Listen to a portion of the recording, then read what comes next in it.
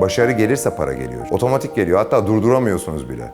Biz gölgelerde yaşamayı biraz seven insanlarız. Sadece işimizle bilinmek istiyoruz. Aptalca fikirden bir mucize bile çıkabiliyor. Evet, doğru. İşlemeyi düzgün yaparsınız, işte o zaman kazanacaksınız. Sıfır. Cebimde kuruşum yoktu. Sadece uçak bileti param vardı, başka hiçbir şeyim yoktu. 2,5 yıl boyunca eşimin ailesine iç güveysi kaldım. Hatta ilk Ferrari'mi de ben o zamanlar aldım. 2016 yılında aldım, kimseye söylemedim. Patron sadece emir verir. Ben çalışanlarımla lider olmayı tercih eden bir insanım. Patronluk nereye kadar ya? Patron sıkıcıdır. Lider güzeldir. Türk toplumu genellikle sıfırdan başlayan insanlara daha çok meyillidir, daha çok severler. Hani çalışmış, başarmış. Tamam, 11 yaşında elimde simitli ayranla başladım ticarete, öğrenmek amaçlı. Hani babam varlıklıydı. Giresun'un en varlıklı insanlarından bir tanesi değildi ama evini çevirebilecek, ailesini çevirebilecek bir yapıya sahipti. Ama ne olursa olsun benim burnumu da sürtmeyi de çok severdi. Ve ben de bundan keyif alıyordum. Hatta insanlar pazar günü denize falan giderken yaz aylarında ben dükkanlarda beklerdim. Mağazada beklerdim. Ve bu bana bir çalışma disiplini getirdi. İstanbul'a geldiğimde dediğim gibi param yoktu. Param olmadığı için işte bir yerden bir şey alıp diğer yere satmam lazımdı. Çuvalla ben ürün taşıdığımı da hatırlıyorum, ayakkabı taşıdığımı da hatırlıyorum. Hatta İstanbul kartımda bakiyem yoktu. Metro ile gidilecek yere ben yürüyerek gittiğimi de hatırlıyorum. Ama sadece sabrettim. Başardım. Geçmişimi unutmuyor muyum? Asla unutmayacağım. Adım Sercan Köse, Batu Şirketler Topluluğu'nun sahibiyim. Orijinal markaların tedarikçilerinden bir tanesiyim. Doğma büyüme Giresunluyum. Dede mesleğidir bizim ayakkabıcılık sektörü ve tekstil sektörü.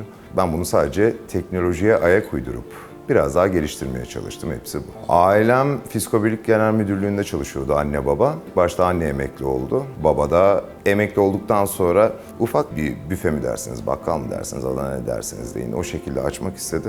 Ama tabii benim orijinal markalarla olan alakam devam ediyordu. 2 tane mağaza açtım ben kendi başıma. Multi-brand mağazalardı bunlar. İçerisinde Adidas, Nike vesaire.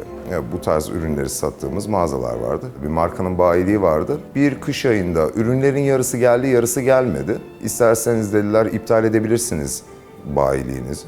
Tamam dedik. Taşra olduğumuz için İstanbul tarafı bizi pek görmezdi, görmezlikten gelirlerdi. O esnada o bayiliğini iptal ettiğim markanın ürünleri elimizde kaldığı için bir e-commerce platformuna başvurduk. 1 saat sonra bizi aradılar. Bunlar orijinal mi? Orijinal. İspatı var mı? Dedik bayilik belgemiz var. Onu gönderdik. Kabul gördü. Ondan sonra baktık ki biz bu sektörde ilerleyebiliriz diye düşündük ve o şekilde devam ettik. Ford Otosan'ın yönetim kurulu üyelerinden bir tanesi babamın çok yakın bir arkadaşıydı ve benim de işi iyi bildiğim için bana yönetim kuruluna ayakkabılar, özel el yapımı ayakkabılar yapılmasını istemişti. Biz de tamam dedik, yaptırabiliriz, sorun yok demiştik. Yaptırdığımız firma sırra kadem basınca biz de hani onun borcunu öderken bu sefer diğer borçları ödemeye çalışırken bir bataklığa sürüklendik. O yüzden ben de tüm borçları ödeyip komple kapatmak istedim. Ondan sonra İstanbul'a gelmek istedim. Sıfır. Cebimde kuruşum yoktu. Dımdızlaktım. Sadece uçak bileti param vardı, başka hiçbir şeyim yoktu. 2,5 yıl boyunca eşimin ailesine iç güveysi kaldım. Parayı kazanmaya başladım, kimseye bir şey söylemedim. Çünkü altyapıyı hazır oluşturmaya başlamıştım, onun devamını getirmek zorundaydım. Hatta ilk Ferrari'mi de ben o zamanlar aldım, 2016 yılında aldım, kimseye söylemedim. Ama hala ben iç güveysi yaşıyordum. Altyapıyı oluşturmak zorundaydım çünkü. Ondan sonra evimi aldım, şirketlere büyüttüm. Burayı zaten tutmuştum o esnada. Ama hiçbir şey görünmemesine özellikle devam ettim. Çünkü insanların sadece görsel anlamda ben buna güvenirim değil de işsel anlamda güvenebileceği bir ortam var mı onu görmek istedim. Benim bir tane kişisel ofisim de var 55 metrekare büyüklüğünde. Canım sıkılınca da ben oraya giderim. Orada insanları kabul ettim. Kurumsal firmaları, koca insanları, hani milletin başarılarıyla, gıptayla baktıkları insanları orada kabul ettim. Konuştum. Anlaşılan dedim hani biraz kendimize çeki düzen vermemiz lazım dedim. Açıldık. Sonuç şu anda bu. Eski Ferrari test pilotlarından bir tanesiyim. Ya bu hiç bilinmez. Hiç kimseye de anlatmayız. Gerek de duymayız. Sonuçta olmuş bitmiş olan bir şeydir. Bununla övünülebilir ama hani reklam yapılacak bir düzeyi yoktu. Ama bağlantılarım benim çok güzeldi. Onu devam ettirdikten sonra biz insanlara şunu dedik. Bize sadece bir bağlantı ayarlayın. Bağlantıyı açtı. Ürün teslimatları yaptıktan sonra firmalar bizi duymaya başladı ve ortaya Batu çıktı. Yani oğlumun ismi. Batu Luxury Sport'a yönelir. Luxury Sport dediğimiz kavram dünya ünlü markaların tedarik zincirlerini oluşturur. Tedariklerini sağlarız ve 15 ülkeye dağıtımımız var. 15 ülkeye 35 farklı firmaya devamlı ürünler tedariki sağlar. Ürünler merkezlerden alınıyor. Belli başlı ülkelerde belli başlı lokasyonlara dağıtılır. Mesela Paris'te Lafayette'e gittiğiniz zaman ürünü Jordan olarak gördüğünüz zaman bilin ki Batu'dan çıkıyor. Yani bir Türkiye'deki bir firmadan çıkıyor. Türkiye merkezli uluslararası bir firmaya sahibim. Şu anda 4 ayrı depomuz var. Los Angeles'ta, Hong Kong'ta, Almanya'da ve Dubai'de. İşlem hacmi olarak şu anda Avrupa'da 1. sıradayız. Dünyada da 6. büyüğüz. Adetsel olarak bakmak daha avantajlı. Bunun da sebebi şu.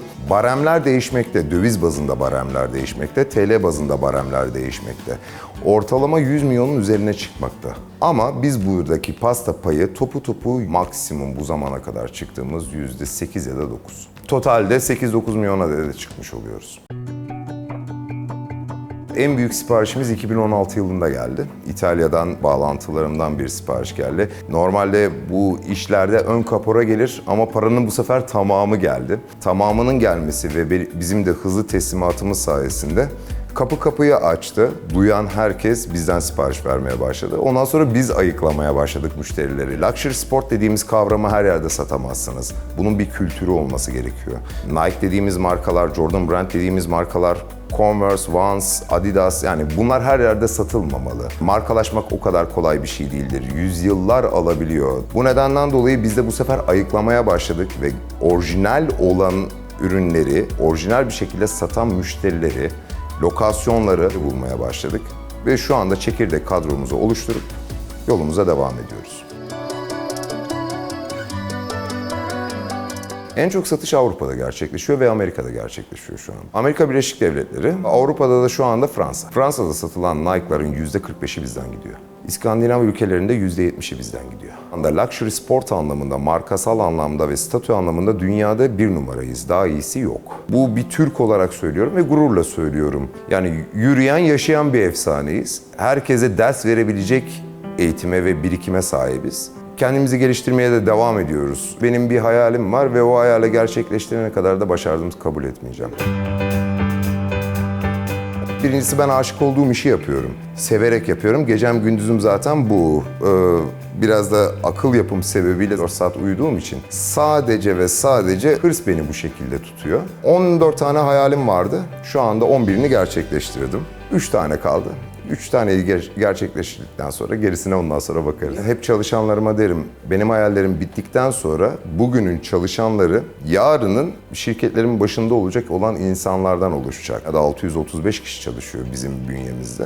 Beyin takımı 15 kişiden oluşuyor ve 15 kişi zamanı gelince benim şirketlerimin başına geçecek. Ben de o zaman ya emekliliğe ayrılacağım ya da hani başka bir şeyin macerasıyla koşturmaya başlayacağım. Avrupa'da bir laf vardır. Avrupa'da moda ilk başta aslında Türkiye'de başlar. İlk başta Türkiye'de ortaya çıkar, ondan sonra Avrupa'ya yansır. Herkes der ki kadınlar için Paris, erkekler için Milano. Hayır. İlk başta moda Türkiye'de başlar. Çünkü bizim yapımız, konjektürel özelliğimiz, Türkiye'nin jeopolitik yapısı ilk başta Arapları buraya ön plana çıkartıyor. Ondan sonra yurt dışından gelen, yani Avrupa'dan gelen insanları buraya çekiyor. Herkesin buluşma noktası ilk başta İstanbul'dur. Bu hiçbir zaman değişmedi, değişmeyecek de. Dünyanın neresinde olursanız olun, illaki ticaret yapıyorsanız İstanbul'a uğramak zorundasınız. Pandemi ortadan kalktıkça bu sınırlı üretim artık aşırı üretime geçecek ama hala pandeminin etkisi devam ediyor. Kimi üretim yapılan ülkelerde, Çin, Vietnam, Endonezya gibi ülkelerde hala pandeminin etkisi süregeliyor. Bu geçtikçe pazar payı daha çok artacak.